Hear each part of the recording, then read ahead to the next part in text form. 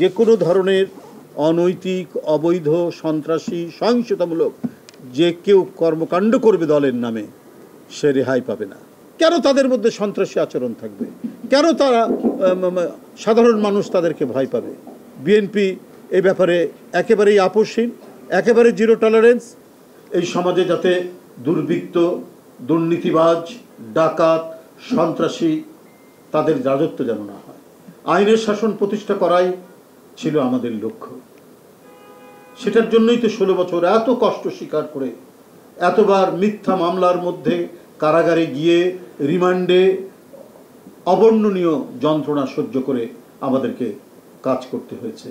বিএনপির নেতাকর্মী এবং যারা গণতান্ত্রিক সংগ্রামে ছিলেন, সমমনা রাজনৈতিক দলগুলো, তারাও সেই দায়িত্ব পালন করেছে। নিঃসন্দেহে দুর্বৃত্তদের দখলে এই দেশকে ঠেলে দেওয়া যেতে পারে না। আমাদের দলের নামেও যারা দুর্বৃত্তপনা করছে, অনৈতিক কর্মকাণ্ড করছে, মানুষকে বিরক্ত করছে, মানুষের মধ্যে ভীতি সঞ্চার করছে, তাদেরকে আমরা রেহাই দিই এবং দিচ্ছি না। দলের ভারপ্রাপ্ত চেয়ারম্যান প্রতিনিয়ত, প্রতি সময় সারা বাংলাদেশের কোথায় কি কোথায় ঘটছে, দলের নামে কারা কি করছে, সব কিছু খবর নিয়ে আমরা সাথে সাথেই সেটার ব্যবস্থা নিয়েছি। ইতিমধ্যে 4 থেকে 5 হাজার বিএনপি এবং দলের বিভিন্ন অঙ্গ সংগঠনের নেতাকর্মী যারা দলের নামে বা বিভিন্ন অঙ্গ সংগঠনের নামে, সহযোগী সংগঠনের নামে কোনো দুর্বৃত্ত চক্র সাথে যোগসাজশ করা বা দুর্বৃত্ত চক্র গড়ে তোলা, অনৈতিক কোনো কাজের মধ্যে থাকা, এগুলো আমরা সন্ধান করে বা এই ঘটনা জানতে পেরে সাথে সাথে তার ব্যবস্থা নিয়েছে। এই ক্ষেত্রেও বাংলাদেশ জাতীয়তাবাদী দল এবং এর নেতৃবৃন্দ আপোষহীন। সিলভার টিপ কন্ট্যাক্টে তৈরি, নিরাপদ ও নান্দনিক।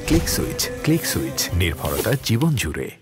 বিএনপির ভারপ্রাপ্ত চেয়ারম্যান একেবারে জিরো টলারেন্স নিয়ে এই কাজটি করেছেন। ইতিমধ্যে আপনারা জানেন যে কুড়িগ্রাম জেলার চিলমারিতে কমিটি গঠনকে কেন্দ্র করে মশাল মিছিল, ভাঙচুর, নিজ দলীয় কর্মীদের গায়ে আঘাত করা ইত্যাদি ঘটনা ঘটিয়েছে। আমরা সাথে সাথে বিষয়টি জানতে পেরে, অভিযোগ থাকতে পারে, কোন বিষয়ের অভিযোগ থাকতে পারে, তার একটা প্রপার চ্যানেল আছে। অভিযোগ জেলার কাছে দেবে, জেলা যদি সেখানে কোনো কাজ না হয় কেন্দ্রে দেবে, ভারপ্রাপ্ত চেয়ারম্যান বরাবর দিতে পারে, সেইখানে সেটার উপরে আপনার আলোচনা হতে পারে, তদন্ত হতে পারে, খতিয়ে দেখা যেতে পারে। সেটা না করে হাতে আইন তুলে নিয়ে নিজ দলেরই প্রতিপক্ষকে ঘায়েল করার মতো এই ধরনের হীন হিংসাস্ত্রই কাজ হতে পারে না। এই কারণে কুড়িগ্রাম জেলা থেকে চিলমারি উপজেলা শাখা যুগ্ম আহ্বায়ক মোহাম্মদ সাইদ হোসেন পাখিকে তার প্রাথমিক সদস্য পদ সহ সকল পর্যায়ের পদ থেকে অব্যাহতি দেওয়া হয়েছে। এছাড়াও চিলমারি উপজেলা শাখার সদস্য আব্দুল মতিন শিরিন, তাকেও প্রাথমিক সদস্য পদ সহ সকল পর্যায়ের পদ থেকে অব্যাহতি দেওয়া হয়েছে। তারও সংশ্লিষ্টতা রয়েছে গতকাল চিলমারি জেলায় বিভিন্ন সহিংস ঘটনার সাথে সম্পৃক্ত থাকা। আমরা তাৎক্ষণিক তদন্তে যেটা জানতে পেরেছি, আমরা সেই খবর পেয়ে আমরা জেলাকে নির্দেশ দিয়েছিলাম এবং বিষয়টি আমাদের ভারপ্রাপ্ত চেয়ারম্যান মহোদয় তিনি জেনেছেন, তিনি নির্দেশ দিয়ে দিয়েছেন যে তাদেরকে দল থেকে সাংগঠনিক ব্যবস্থা নেওয়ার জন্য, এবং ইতিমধ্যে তাদেরকে অব্যাহতি দেওয়া হয়েছে দল থেকে। এছাড়াও কুমিল্লা দক্ষিণ জেলার কোতোয়ালি থানা, মডেল থানার পান্থথুবি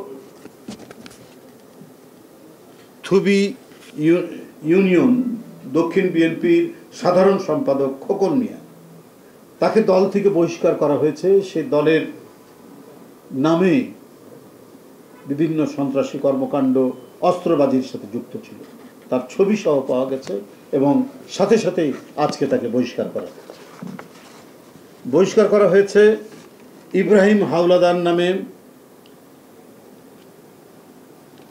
ইউনিয়ন বিএনপির, এটা হলো তজিমউদ্দিন ইউনিয়ন বিএনপির তজিমুদ্দিন ভোলা জেলাধীন তজিমুদ্দিন উপজেলা চাঁচড়া ইউনিয়ন বিএনপির সাধারণ সম্পাদক ইব্রাহিম হাওলাদার সে কয়েকজন দুষ্কৃতিকারীকে সাথে নিয়ে আমাদের মহিলা দলেরই একজন নেত্রী এবং সে ওই চাঁচড়া ইউনিয়ন মহিলা দলের সভাপতি তাকে মারধর করেছে। এটা কত বড় আপনার অনৈতিক এবং কাপুরুষোচিত কাজ। তাকে আজকে সাথে সাথেই বহিষ্কার করা হয়েছে। বন্ধুরা, পাটগ্রামে এই ধরনের ঘটনা শোনা গেছে যে কিছু লোক বিএনপির নামে সেখানকার থানায় ঢুকে ভাঙচুর করেছেন এবং দুজনকে ছিনিয়ে আনার অভিযোগ পাওয়া গেছে। এই ব্যাপারে তদন্তও চলছে।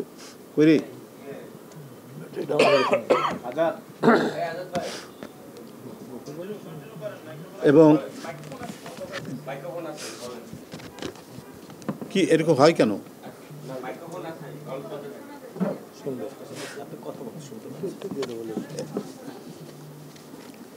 এবং তাদের যে অভিযোগ পাওয়া গেছে এ ব্যাপারে তদন্ত চলছে এবং এদের বিরুদ্ধে দৃষ্টান্তমূলক ব্যবস্থা গ্রহণ করা হবে।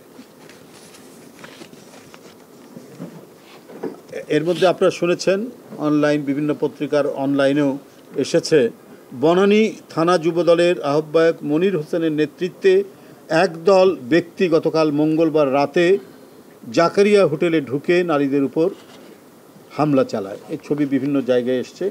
এটা শোনার সাথে সাথে জাতীয়তাবাদী যুবদল তাৎক্ষণিকভাবে এই এই এই এই মানে যুবদলের নামধারী এই নেতাকে দল থেকে বহিষ্কার করেছে, সাথে সাথেই তাকে বহিষ্কার করেছে। এই দৃষ্টান্ত স্থাপন করেছে জাতীয়তাবাদী যুবদল। বন্ধুরা, এই হলো অবস্থা। আমি আপনাদের সামনে বিষয়টা এই জন্য অবহিত করলাম যে এই যে কোনো ধরনের অনৈতিক, অবৈধ, সন্ত্রাসী, সহিংসতামূলক যে কেউ কর্মকাণ্ড করবে দলের নামে সে রেহাই পাবে না। আমরা তাৎক্ষণিক একটা তদন্ত করে এবং ভিডিও, অডিও সমস্ত কিছু পরীক্ষা করে যদি দেখা যায় যে সে দায়ী, তো সেটার সাংগঠনিক ব্যবস্থা গ্রহণ করতে বিন্দুমাত্র দ্বিধা করা হয়নি, সাথে সাথে সে ব্যবস্থা গ্রহণ করা হয়েছে। এই বিষয়টি আপনাদের সামনে এই জন্যই উপস্থাপন করলাম। আমরা তো প্রতিদিনই এটা করি যে আপনাদের মাধ্যমে এটা জানিয়ে দেওয়া যে আর কেউ যেন সাহস না পায় কোনো দলের অভ্যন্তরে অথবা প্রতিবেশী কারোর সাথে অথবা অন্য যে কোনো মানুষের সাথে কোনো ধরনের সহিংস আচরণ করবে, সন্ত্রাসীমূলক আচরণ করবে, সে রেহাই পাবে না।